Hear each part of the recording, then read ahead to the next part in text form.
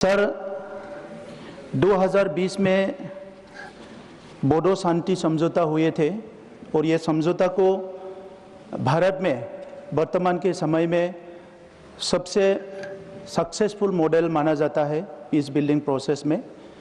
और उस समझौता भारत सरकार के माननीय गृह मंत्री जी की उपस्थिति में 2020 27 जनवरी में दिल्ली में हुए थे। इस समझौते के बाद 4600 हमारे जो भाइयों हथियार लेके लड़ रहे थे वो लोग मूल धारा में मेन स्ट्रीम में आ गए थे।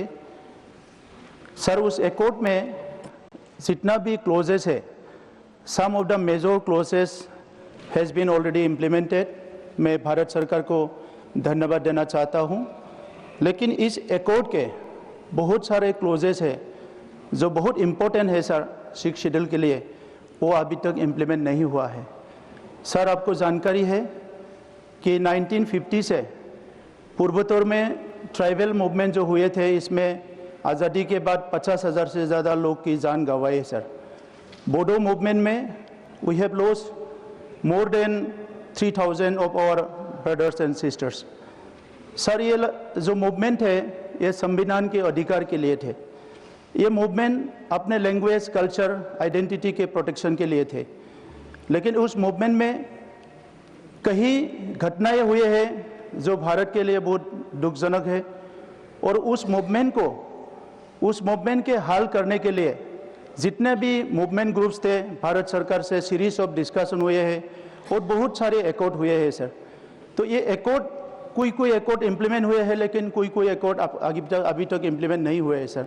सर आपको जानकारी है पूर्वोत्तर में अभी भी हालात कोई स्टेट में अच्छा नहीं है, अभी भी वायलेंस हो रहा है। हम लोग चाहते हैं सर पूर्वोत्तर में इलीगल वेपन फ्री हो, पूर्वोत्तर 100% शांति हो। हमारे माननीय प्रधानमंत्री जी पूर्वोत्तर को अष्टलक्ष्मी नाम दिया है। हम सब लोग चाहते हैं सर पूर्वोत्तर में 100% पीस हो।